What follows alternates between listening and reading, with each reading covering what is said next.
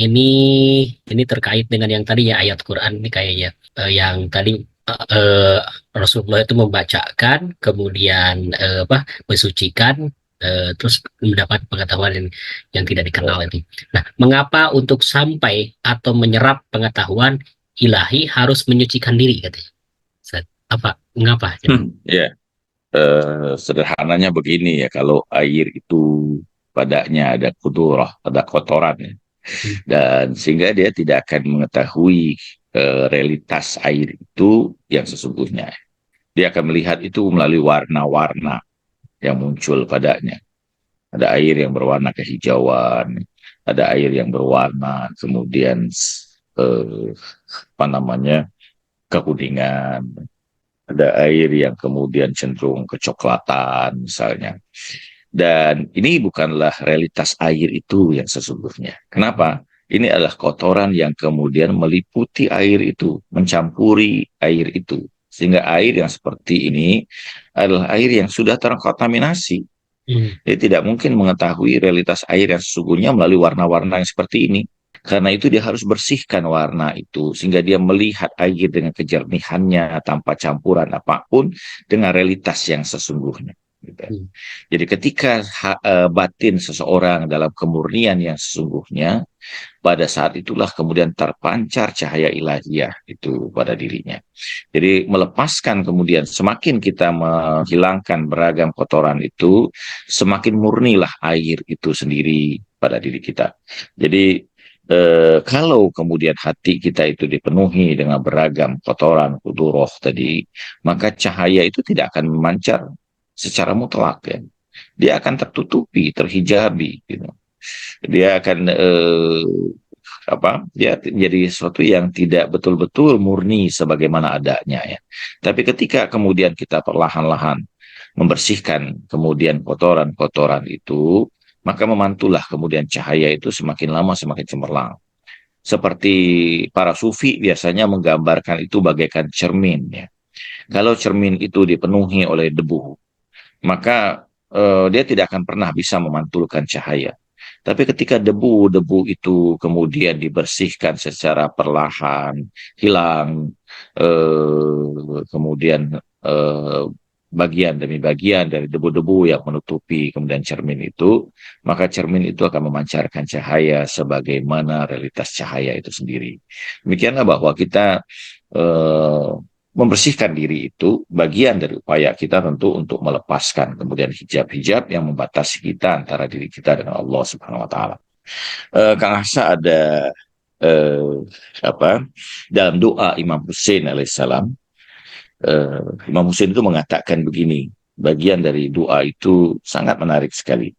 Kaifa yustadallu alaika bima huwa fi wujudihi muftaqirun ilaika ayakunu li ghairika min az-zuhur ma laysa laka hatta yakuna huwal mudhhira laka mata ghibta hatta tahtaja ila dalil yadulu alaik bika astadillu alaik fahdini binurika ilaik. Ada doa yang sangat menarik ya. Baik doa dari Imam Husain alaihissalam. Imam Husain mengatakan bahwa bagaimana menggunakan argumentasi tentang dirimu dari beragam keberadaan yang sesungguhnya fakir kepadamu. Apakah selainmu lebih jelas, lebih benderang, sehingga dia dapat menjelaskan tentang dirimu? Kapan engkau itu tenggelam dalam kebaikan, dalam kegaiban, sehingga memerlukan bukti yang menjelaskan tentang dirimu? Sesungguhnya dengan mulah bukti-bukti itu aku sampaikan dan tunjukkanlah diriku pada cahaya keberadaanmu, pada cahaya dirimu. Pada cahayamu, ya maaf, fahdini binurika ilaik. Maka tunjukilah aku dengan cahayamu yang menunjukkan dirimu.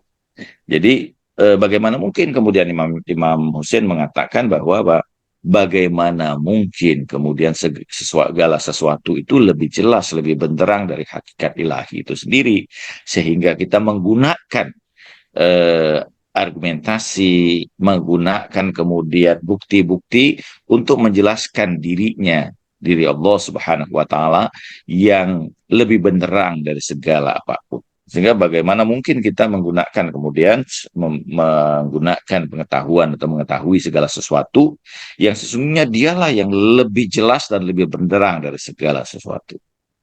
Baik, Ustaz. Kita kepada Ibu Rian Susanti ini ada pertanyaan. Mengapa ilmu sains sulit meyakini hal-hal imaterial atau ruhania dan bagaimana mengasah mata batin kita untuk menjadi arif? Masya Allah. Itu sains yang menolak ya, sains Hmm. positivistik. Padahal sains itu dibangun melalui sesuatu yang sifatnya non materi. Yang paling sederhana dari bangunan dasar sains itu yang bersifat non material itu apa? Angka. Angka itu tidak pernah ada di luar. Yang ada di luar itu hanyalah simbol dari angka. Sementara realitas angka itu adalah sesuatu yang bersifat non-material. Kita tidak pernah menemukan ada objek 2, ada objek 3, ada objek 4. Ya. Kita bahwa sesuatu objek itu berdiri sendiri-sendiri di luar itu. Tapi kita mengikatnya dalam ikatan angka yang sebenarnya ada jauh di dalam batin kita, alam mental kita.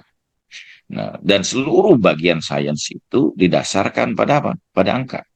Kenapa kemudian dasar ini ditolak oleh sains itu sendiri? Menolak kemudian hal-hal yang bersifat non-material, menghancurkan bangunan sains. Tapi seringkali kemudian kesombongan para saintis itu dia menolak kemudian dasar ini. Ini yang kemudian menjadi persoalan pada apa namanya pada kalangan saintis ya yang begitu bangganya dengan hal-hal yang bersifat material, walaupun sebenarnya banyak fisikawan itu yang kemudian berkembang pada kesadaran yang bersifat dari fisik pada metafisik ya. Ada karya yang sangat menarik dari Mehdi Holusani ya, seorang matematikawan yang from fisik to metafisik. Dari hal-hal yang fisik ini, sebenarnya kan segala hal yang fisik ini sebenarnya tanda saja, ayat saja ya. Kemudian misalnya begini juga ya, para saintis itu mempercayai hukum kausalitas. Padahal hukum kausalitas itu adalah hukum yang tidak ada secara material. Dan itu dasar dari beragam hal yang terjadi ya dalam sains. Bagaimana upaya kita mengasah batin? Ya? Pertama bahwa tentu saja upaya kita itu ada yang disebut dengan ada yang disebut dengan tahalli dan tajalli. Takhali itu adalah kita membersihkan beragam kotoran zahir kita ini dengan taubat, dengan permohonan maaf, ya, dengan permohonan ampun, dengan kita sudah bicarakan sebenarnya ya, manzilah taubat dan sebagainya. Dengan upaya-upaya kita kemudian dengan hal-hal yang untuk menjauhilah beragam kemaksiatan, keburukan, ya, bertobat atas kejelekan-kejelekan yang pernah ada pada diri kita atau yang pernah kita kerjakan. Dan kemudian kita berusaha pada tingkat yang kedua, tahalli itu dengan kemudian melakukan hal-hal yang indah, hal-hal yang baik, ya, hal-hal yang kemudian mendapatkan keridoan, mendapatkan kemudian perhatian dari sisi Allah Subhanahu wa taala. Dan kemudian ketika seorang itu sudah berada pada tingkatan tahalli, maka muncul tingkatan yang ketiga disebut dengan tajalli, di mana Allah kemudian memunculkan manifestasinya pada diri hamba ini. Itu upaya kita untuk kemudian membuka mata ainul basirah kita.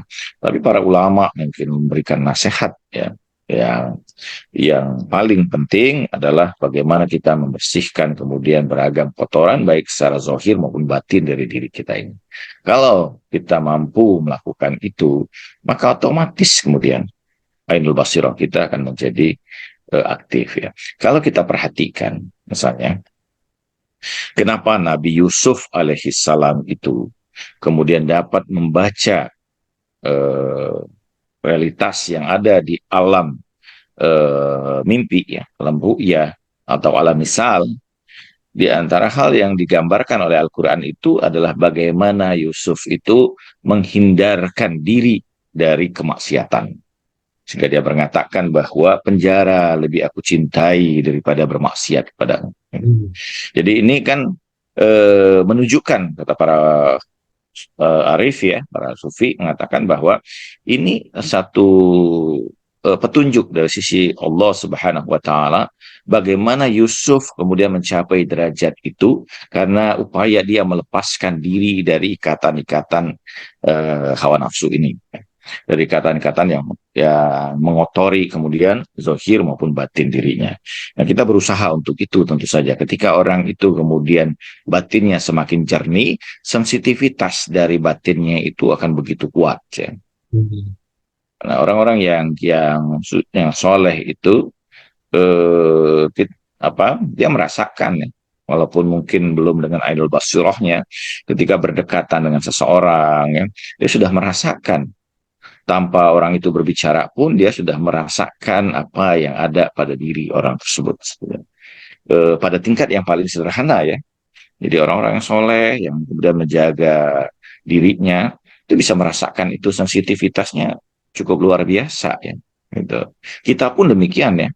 Kita mungkin bukan hamba yang soleh ya, tapi kita merasakan ketika bersama dengan orang-orang yang soleh itu, kita merasakan kedamaian, kita merasakan ketenangan, kita merasakan kenyamanan bersama mereka.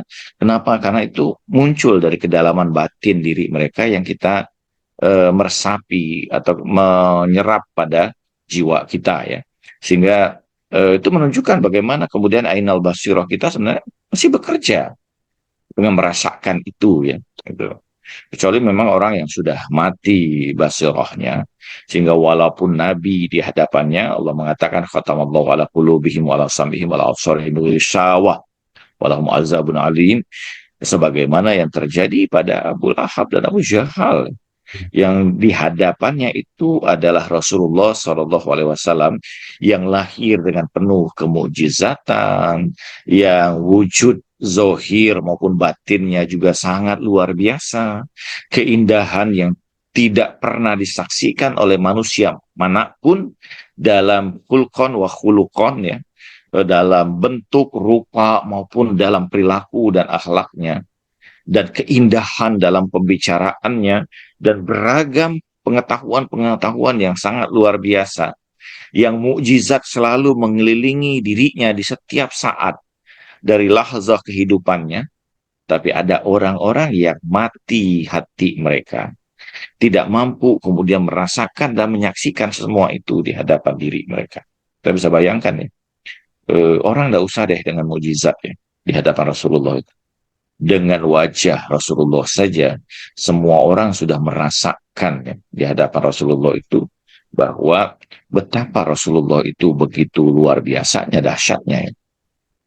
Salman Al-Farisi itu ketika belum dia berbicara dalam perjalanan mencari kebenaran dari nubuat itu, dia menyaksikan wajah Rasulullah, dia sudah yakin bahwa itulah kemudian Khatamul Anbiya. Kenapa? Karena dia menyaksikan dengan diri Rasulullah itu sudah mukjizat tersendiri ya, gitu. Yang tidak mungkin orang yang kemudian hati mereka masih hidup itu mampu menolak itu. Tapi ada orang-orang, kita tidak bisa bayangkan ya, ada orang-orang seperti Abu Jahal, Abu Lahab, yang sudah menyaksikan langsung kemukjizatan Allah yang sangat nyata pada sosok manusia yang sangat agung seperti ini, masih dapat atau tidak melihat cahaya apapun. di hadapan diri mereka. Jadi hati mereka betul-betul sudah hati yang betul-betul mati, sudah terkunci dan dikunci oleh Allah Subhanahu wa taala. Oke, saya masih ingat dengan ini Ustaz, ada satu saya belum baca, ini nggak tahu hadis atau apa, bentuknya awaludin ma'rifat, kan? Dasar atau pokok dasar dari agama itu mengenal Allah gitu. Maksudnya kan kalau Ya, agama itu menjadi satu di antara pondasi untuk mengenal Tuhan Allah gitu ya. Jadi tapi dimensi agama ini mungkin dimensi yang eh, irfan mungkin atau gimana Ustaz? Atau seluruh. ya, ya. Ya, itu bisa dimaknai dalam konteks secara keseluruhan awalun ma'rifatullah bahwa orang harus sadar ya dengan hakikat Allah, ketunggalan Allah, ketauhidan Allah gitu kan. Dan Allah sebagai zat yang mutlak yang meliputi segala sesuatu, ini bagian dari ma'rifat yang tidak bisa ditolak ya bahwa orang dengan mengenal itu barulah dia mampu kemudian menerima agama atau beragama atau menjadi tunduk di hadapan Allah Subhanahu wa taala. Tapi dalam makna yang lebih dalam, tentu irfan, misalnya dalam irfan ya, atau dalam tasawuf, bahwa awaludin ma'rifatullah adalah di mana seseorang itu baru dianggap beragama kalau dia mengenali hakikat Allah Subhanahu wa taala. Dia tidak akan sempurna, tidak akan kemudian eh, betul dalam keberagamaannya tanpa pengenalan terhadap Allah Subhanahu wa taala. Ada doa menarik juga dari Imam Ali Zainal Abidin, sallallahu alaihi. Imam Ali dalam doa itu mengatakan bika araftuka wa anta dalaltani alaik wa da'autani ilaik walaula anta lam adri ma anta. Menarik sekali. Imam Jalaluddin mengatakan bahwa denganmu aku mengenalimu dan kaulah yang menunjuki jalan diriku kepadamu dan memanggilku untuk menujumu. Kalaulah bukan engkau, maka aku tidak akan pernah mengenal diri. Ini baik doa yang sangat luar biasa yang menunjukkan manzilah eh, apa ma'rifah yang sangat tinggi ya. Jadi pada tingkatan apa namanya manzilatul arifin pada tingkatan yang paling tinggi. Karena tidak ada apapun kecuali Allah. Itu Allah lah yang menunjuki kita kepadanya dan untuknya dan kita mengenali dirinya itu melalui apa? Melalui dirinya, bukan melalui sesuatu yang bukan dirinya.